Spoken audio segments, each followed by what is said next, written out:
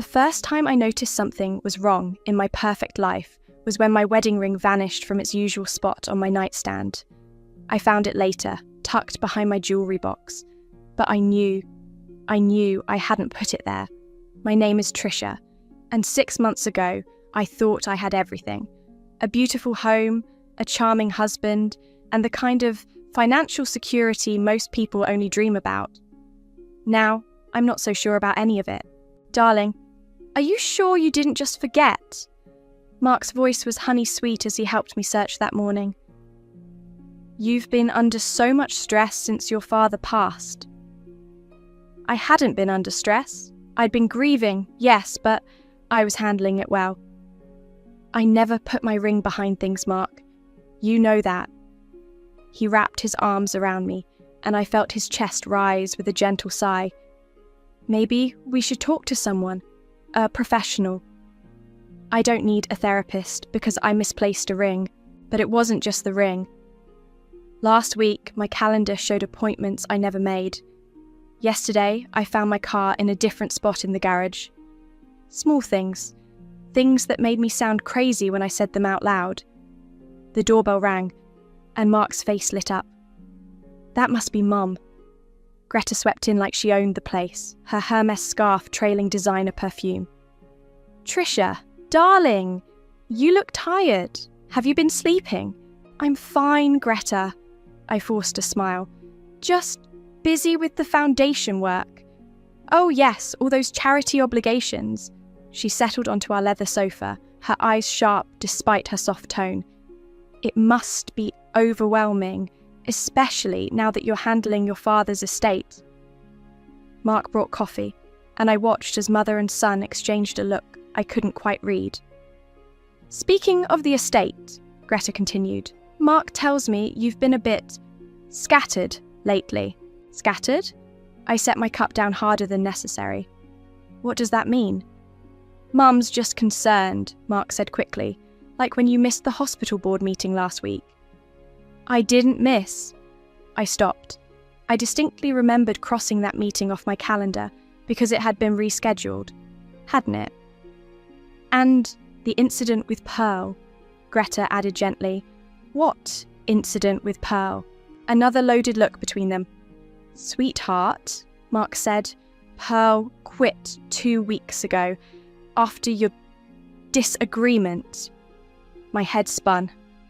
Pearl, our housekeeper of 3 years, hadn't quit. I'd spoken to her yesterday about the weekend schedule, hadn't I? I think you're confused, I said carefully. Pearl and I are fine. Oh, darling. Greta reached for my hand. I pulled back before she could touch me. It's okay to admit when things are becoming too much. We're family. That night, I couldn't sleep. I lay in bed listening to Mark's steady breathing, my mind racing. I got up and went to my study, pulling out my phone to call Pearl. No answer. I scrolled through my recent calls. No Pearl. No record of any calls to her number in the past 2 weeks. I opened my desk drawer and pulled out a fresh notebook. On the first page, I wrote the date and began listing everything I was certain about. My ring, the calendar, Pearl, the garage. Small things, but when I saw them written down, a pattern emerged. A floorboard creaked outside my study. I quickly shut the notebook and slipped it into my desk drawer. Can't sleep? Mark appeared in the doorway concerned. Perfect husband checking on his troubled wife. Just some foundation emails, I lied, closing my laptop. He kissed my forehead. Come to bed. You need rest. I followed him upstairs, but paused at the sound of voices. Greta was still here? At midnight? I crept closer to the guest room, where a sliver of light escaped beneath the door. Moving too fast, Greta whispered. We need to be patient. The trust fund stipulations, Mark's voice was barely audible. I know the stipulations. A few more weeks and she won't be a problem anymore. My heart stopped. I pressed my hand against my mouth to stifle any sound and backed away, slowly, carefully, until I reached our bedroom. Mark joined me minutes later, sliding into bed as if he hadn't just been conspiring with his mother. I lay there, my eyes wide in the dark as his breathing evened out into sleep. The notebook in my study suddenly felt like the most important thing I owned. Tomorrow, I decided, I would buy a voice recorder and a camera. And maybe, just maybe, I would start paying very close attention to every single thing my loving husband and his mother did. Because now I knew. I wasn't crazy. I was being hunted. The voice recorder looked innocent enough. A slim, black rectangle that could pass for a power bank. I tucked it behind a row of books in our library, where Mark and Greta always had their private chats. "You're being paranoid," Michaela said over coffee that afternoon. My oldest friend looked worried, stirring her latte with more force than necessary. "Mark adores you. Does he?" I pulled out my phone, showing her my calendar. "Look at these appointments. Doctor visits I never made.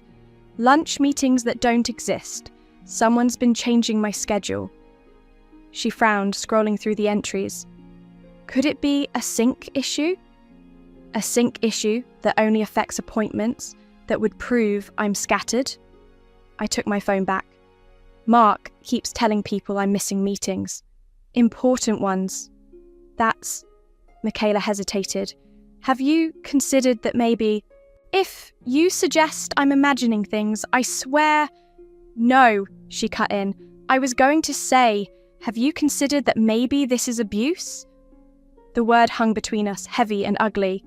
Before I could respond, my phone buzzed with a text from Mark. "Don't forget your 3 p.m. with Dr. Jensen. Love you." I stared at the screen. "I don't have a..." Checking my calendar again, there it was.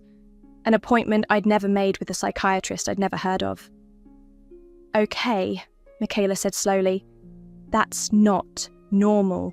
When I got home, Greta was waiting in the foyer. "Trisha, darling, I'm so glad I caught you. Did you make it to Dr. Jensen?" "There must have been a mix-up," I said carefully. "I didn't have an appointment today." Her face crumpled with concern. "Oh, sweetheart, this is exactly what we're worried about. You made that appointment last week, don't you remember? After the incident."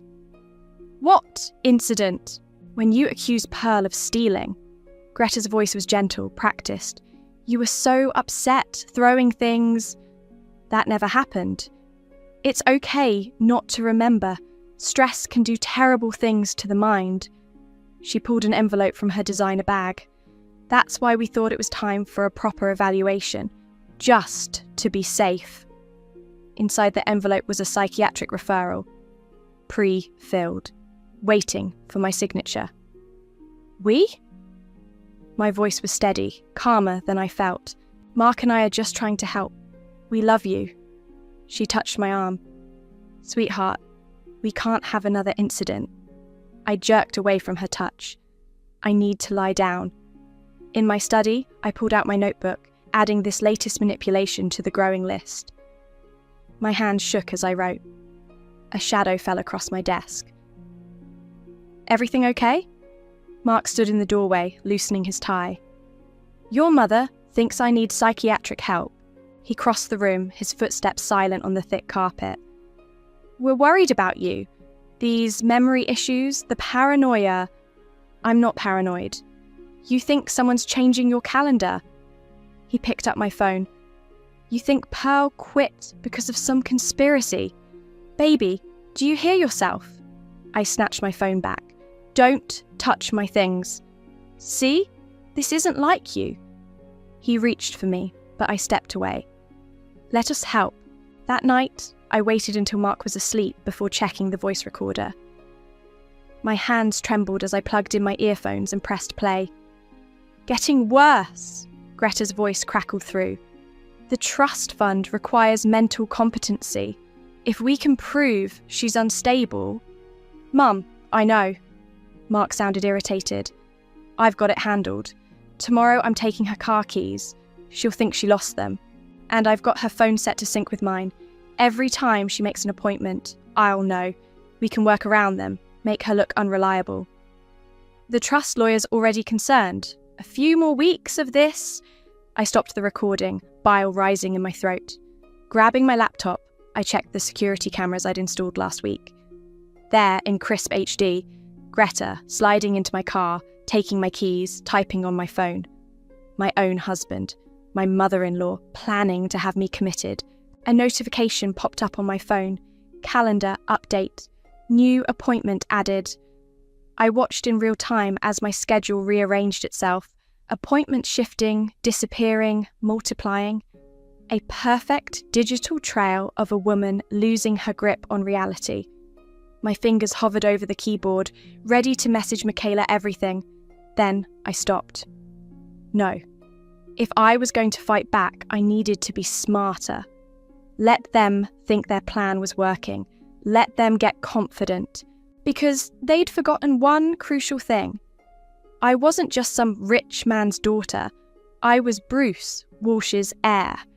And he hadn't raised me to go down without a fight. I closed my laptop and smiled in the dark. They wanted to play games? Fine. But they had no idea who they were really dealing with. My phone recorded everything now.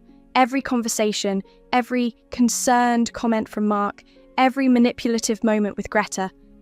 I kept it running constantly, tucked in my pocket or sitting innocently on tables. They never suspected a thing.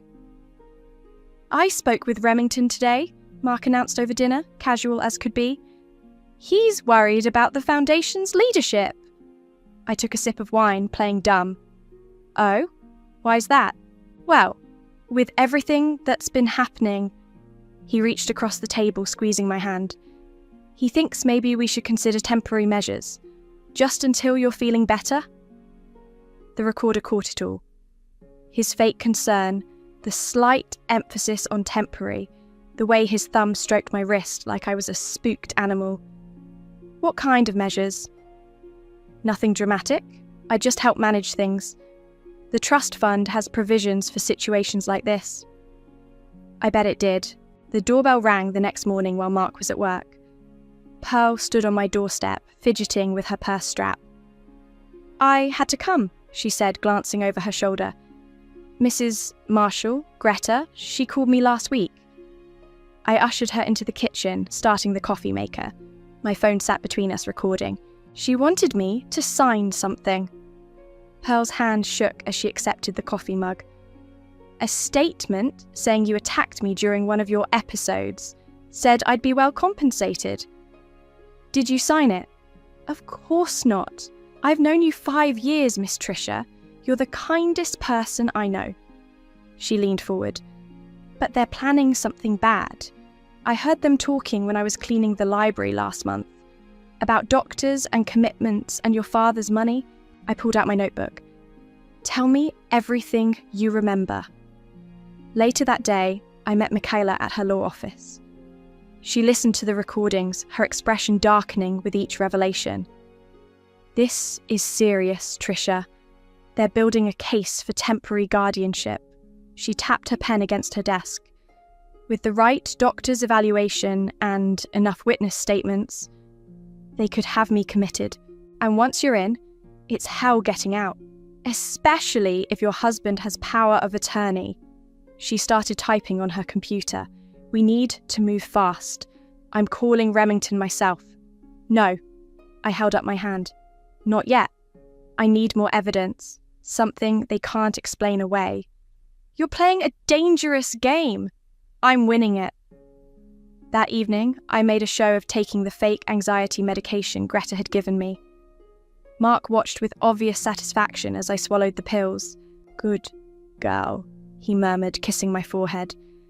These will help you feel better. I waited until he was in the shower before checking his phone. He'd left it unlocked. He'd grown careless, confident in his victory. There it was, a text from Greta. Meeting W. Polish Dr. Jensen scheduled. My mom will handle her when she's fragile. I forwarded the message to myself, then deleted the evidence from his phone. In my study, I added it to my growing file of screenshots, recordings, and Pearl's written statement. The next morning, I played my part perfectly. Confused about appointments, slightly unfocused, just unstable enough to concern, but not enough to alarm. Mark ate it up. "Maybe we should cancel the charity gala next week," he suggested over breakfast. "You're not quite yourself." "No!" I injected panic into my voice. "I can handle it. Please, I need to feel normal." He exchanged looks with Greta, who dropped by again. "Well, if you're sure." "She should go," Greta said smoothly. "It'll be good to have witnesses. I mean, good for her to socialise." My phone buzzed. Michaela had found something.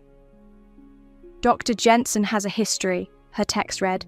3 cases of suspicious commitments in the past 2 years. All wealthy women, all with controlling husbands." I deleted the message immediately. Mark glanced up. "Everything okay, honey?" "Just a reminder about my medication." I smiled vacantly. "I'm so forgetful lately." "That's why we're here to help," Greta cooed. "Everything will be better soon." Yes, I thought, watching them share another conspiratorial look. Everything would be better soon, but not the way they planned. I excused myself to the bathroom, where I took out my phone and typed a quick message to Michaela. "Get me everything on Jensen, and find out who else he's working with." The response came instantly. "Already on it. Be careful. Don't let them see you're fighting back." I caught my reflection in the mirror and practiced my vacant smile. Oh, I'd let them see exactly what they expected to see, right up until the moment I destroyed them. The charity gala was their stage, and I gave them exactly the performance they wanted.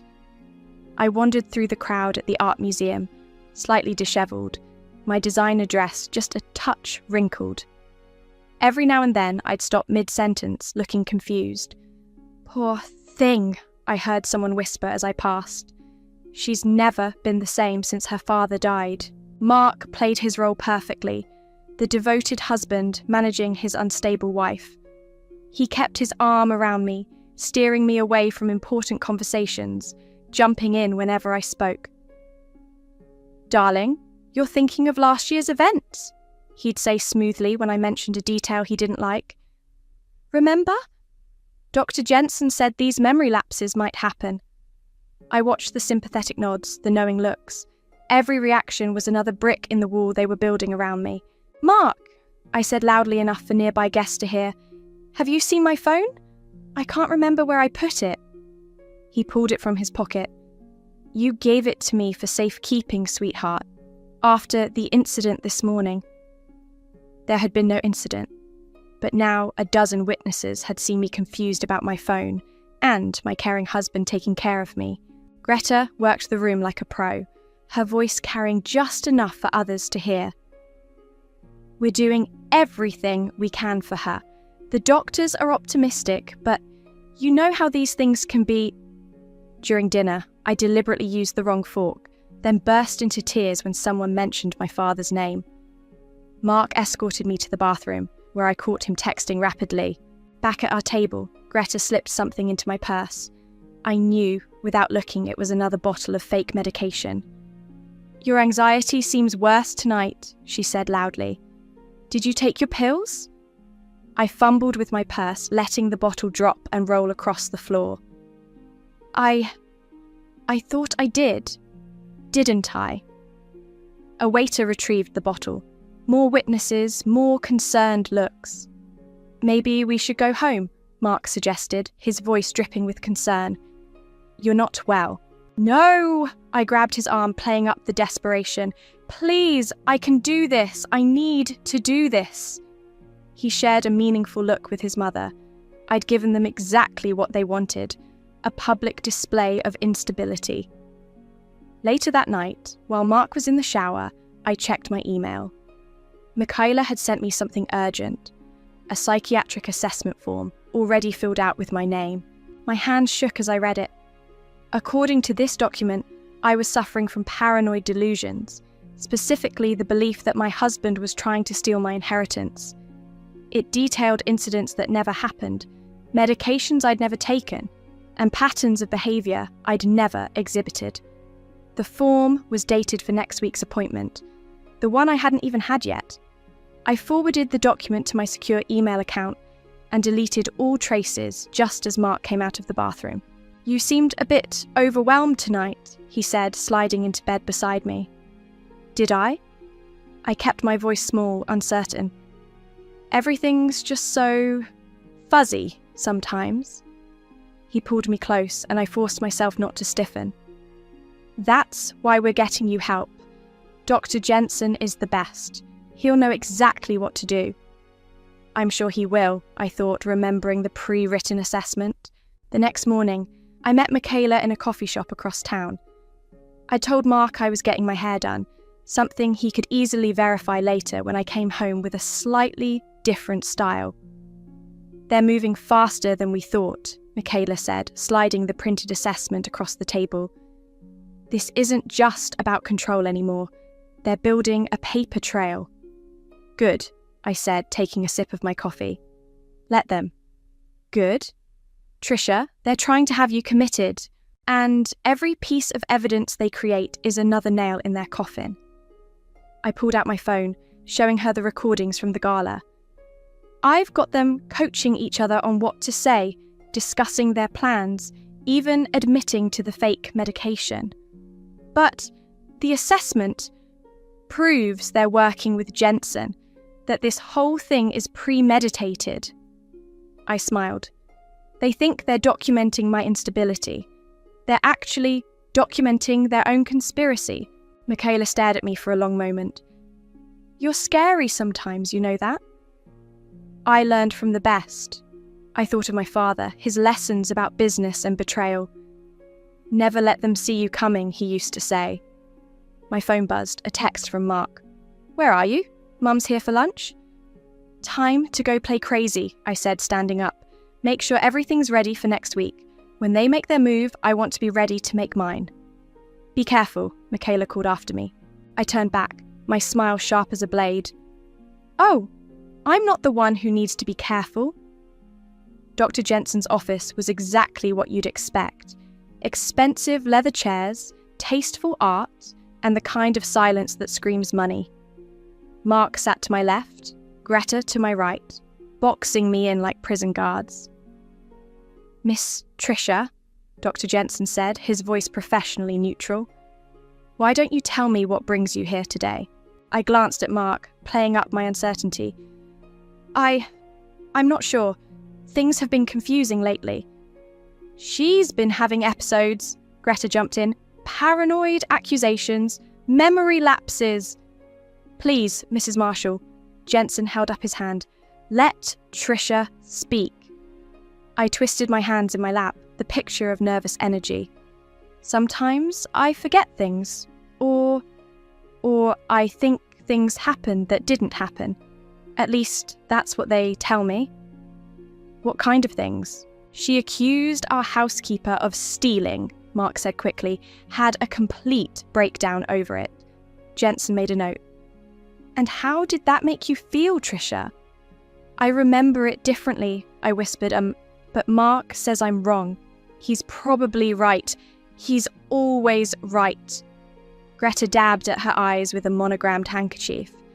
"It's been horrible watching her decline. Ever since her father died." "I see." Jensen opened a file. "I have some concerning reports here about your behaviour." "Reports?" I let my voice shake. "What reports?" "Various incidents, missing appointments, public outbursts, paranoid accusations about your husband stealing your money." I stopped, looking confused. "Did I?" Mark squeezed my hand. "It's okay, honey. That's why we're here." I pulled away, standing suddenly. "I need some air." "Trisha," Greta's voice was sharp, "sit down." "Please," Jensen said calmly. "Take a moment if you need it, but I'd like you to stay. There's something we need to discuss." I sat back down, perching on the edge of my chair like a frightened bird. "I've reviewed your case thoroughly," Jensen continued. "The incidents, the testimonies, your family's concerns." He paused, shuffling some papers. "Actually, I've already seen the material Miss Walsh sent me." The room went still. What material? Mark's voice had lost its gentle concern. Jensen pulled out a USB drive. Quite extensive documentation. Audio recordings, video footage, sworn statements, even some interesting text messages about medication and manufactured incidents. Greta's face went white. That's ridiculous. She's clearly manipulating, including, Jensen cut in, a pre-written psychiatric assessment with my signature. Dated for today. He turned to me. Would you like to drop the act now, Tricia? I straightened in my chair, my voice clear and strong. Yes, I would. This is absurd, Mark stood up. She's sick. She needs help. The only sick thing here, I said, is how long you thought you could get away with this. Greta's face twisted with rage. You little... Mrs. Marshall, Jensen interrupted. I'd sit down if I were you. The police officers outside would love an excuse to come in early. Police? Mark's voice cracked. Conspiracy to commit fraud, I said. Attempted illegal confinement. Psychological abuse. Should I go on? You can't prove anything, Greta snarled. I pulled out my phone, playing a recording. Mark's voice discussing fake medication. Greta planning false testimonies. I have hundreds of hours like this, I said. Every conversation, every plan, every lie. Did you really think I was that easy to break? Mark, Greta turned to her son. Do something. He tried one last time. Baby, you're confused. This paranoia... No. I stood up, looking down at them both. I was paying attention. You just never saw me coming. The door opened. Remington, my trust's lawyer, walked in with 2 police officers. Dr. Jensen, one officer said, you have everything you need? Jensen nodded, handling them a thick file. Including their attempt to bribe me last week to falsify medical records. You set us up, Greta whispered. No, I corrected her. You set yourselves up. I just kept very, very good records. Mark lunged for me, but the officers were faster. As they cuffed him, he kept screaming that I was crazy, that I needed help, that he was trying to save me. The only thing crazy, I said, watching them lead him away, was thinking you could outsmart me. Greta was next, fighting and screaming as they escorted her out. I stayed in Jensen's office, listening to her threats echo down the hallway. You did well, Jensen said quietly. In 30 years, I've never seen someone handle a gaslighting attempt quite like this. I gathered my purse, suddenly exhausted. They forgot one thing. What's that? I'm my father's daughter. I smiled, but there was no warmth in it. And he taught me to always record everything. The police station's interview room was cold, but I felt nothing but warmth watching Mark and Greta squirm on the security monitor. They'd been separated, each trying desperately to salvage their story. She's mentally unstable, Greta insisted to the detective. Everything we did was to help her. In the next room, Mark took a different approach. I was just following my mother's lead. Tricia's rich, you know how these wealthy families are. I thought maybe she really did need help. Detective Rivera turned to me. Want to watch me break them? I nodded, and she entered Mark's room first. The change in his demeanour was instant. He sat up straighter, tried to look charming.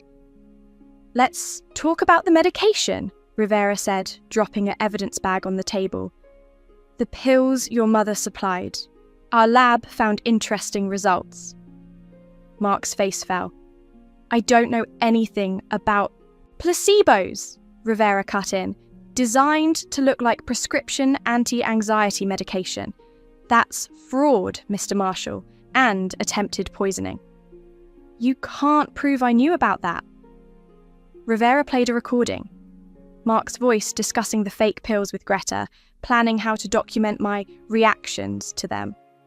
In the other room, Greta was crumbling. It was her idea, she shrieked, pointing at the door. She's manipulating everyone. With evidence that predates any of your claims? Rivera's partner asked. The timestamps on her recordings go back months. Your first complaint about her mental health was conveniently right after she inherited the trust fund. I watched Greta's face contort. That money should have been Mark's. She doesn't deserve it. And there it is, Michaela said beside me. The real motive. Rivera returned to us looking satisfied. We've got them. The DA's already drawing up charges. Conspiracy, fraud, attempted false imprisonment.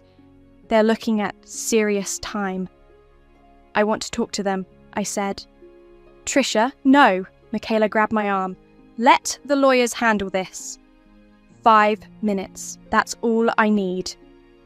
Rivera hesitated, then nodded. 5 minutes, we'll be watching.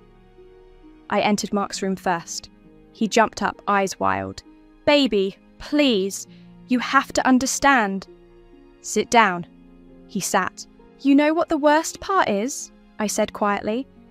I actually loved you. And you were willing to destroy my life for money that wasn't even yours. It wasn't like that. Mum said, your mother is going to prison and so are you. I placed my wedding ring on the table. Consider this my divorce notice. Greta was next. She didn't look up when I entered. You never thought I was good enough for him, I said. Now he's going to prison because of you. He deserved that money, she spat. We had a plan.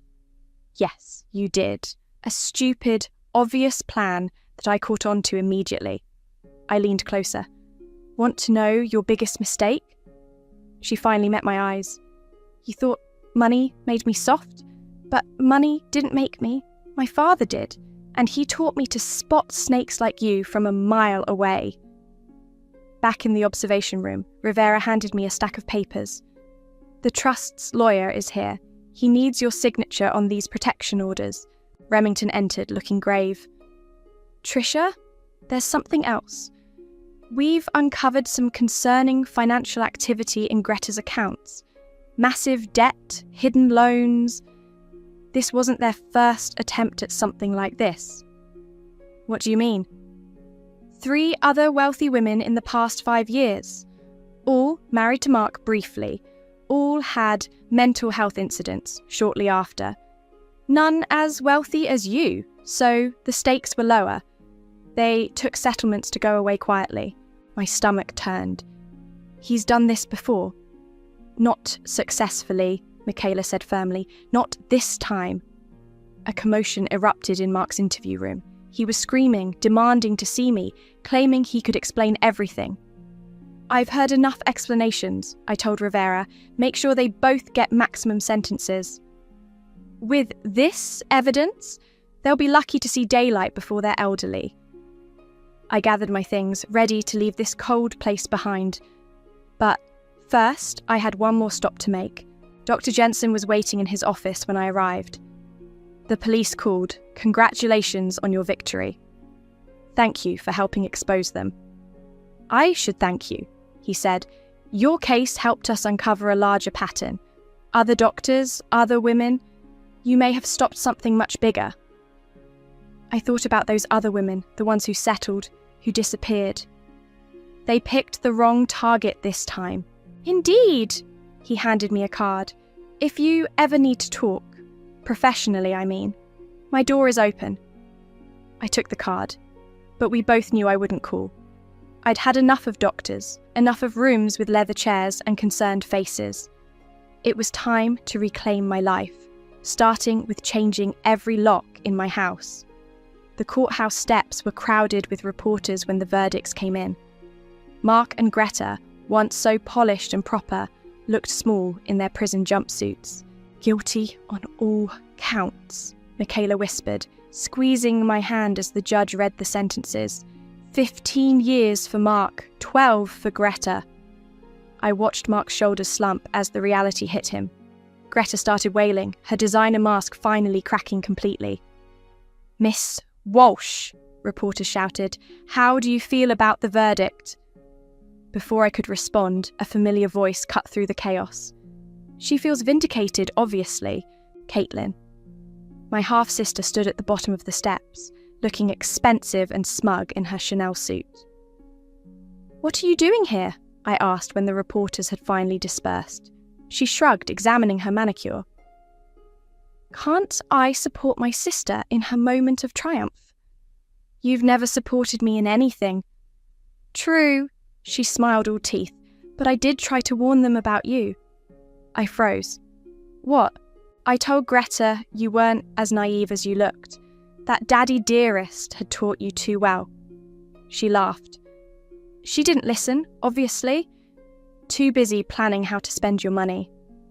"You knew all this time?" "Of course I knew. Mark approached me first, you know. Thought I might help them, given our complicated relationship." She adjusted her designer sunglasses. "I told them they were idiots, that you'd destroy them if they tried." My hands clenched into fists. "And you didn't think to warn me?" "Why should I? You handled it beautifully." She stepped closer. "Besides, now that they're gone, maybe we can work on being real sisters." "Get out of my sight." "Don't be dramatic, Trisha. Family is family." "No," I said. "Family doesn't watch while someone tries to destroy you." Back home, I walked through rooms that finally felt like mine again. The library where they'd plotted against me, the kitchen where Pearl had warned me, the study where I'd planned their downfall. My phone buzzed, a message from the prison. Mark wanted to see me. "Don't go," Michaela advised over the phone. "He'll just try to manipulate you again." But I went anyway, one last time. He looked pathetic behind the glass, his charm replaced by desperate fear. "Baby, please," he begged through the phone. "I'll do anything. Just tell them it was all a misunderstanding." "Like those other women? The ones you and Greta terrorized before me?" His face changed. "They were different. With you, it was real. I really loved you. You loved my money. I can change. We can start over." I hung up the phone and walked out, ignoring his shouts behind me. Pearl was waiting at my house with coffee and sympathy. "I brought your favourite cookies," she said, hugging me tight. "The ones your father used to love." "You're too good to me." "No, you're too good to all of us." She settled at the kitchen counter. "The foundation called. They want to know if you're ready to return to work." I thought about it. The charity work had always been my passion, not a duty. "Yes," I said. "I think I am. And the house?" She looked around at the space Mark had once claimed. "Will you sell it?" "No." I sipped my coffee. "I am reclaiming it. New furniture, new colours, my choices this time." The doorbell rang. Remington, with final paperwork. Divorce documents, restraining orders, updated trust fund protections. "The money's completely secure now," he said. "No spouse can ever touch it without extensive verification, and your explicit consent." "Good." I signed where indicated. "What about Greta's debts?" Coming to light, several other families have come forward. Seems she and Mark had quite a history of financial manipulation. "I want to help them," I decided. "The other victims. Set up a legal fund or something." Remington nodded approvingly. "Your father would be proud." That night, alone in my newly peaceful house, I opened my father's old journal. His business advice filled the pages, but one line stood out. True revenge isn't about destruction. It's about justice, about making sure they never hurt anyone else. My phone buzzed again. Caitlin trying to reconnect. I blocked her number. On my desk, the foundation papers waited. A gala next month, honouring advocates for mental health awareness. They wanted me to speak. I began writing my speech. When someone tells you you're crazy, sometimes it just means you're too threatening to their plans. Sometimes the real madness is trusting the wrong people. But surviving their games? That's the sanest thing you can do. I didn't get revenge. I got justice. and it tasted sharper than blood. The mental health advocacy gala buzzed with energy. My speech notes sat untouched as I watched the crowd from backstage. Among the guests were 3 women I'd never met, but knew intimately.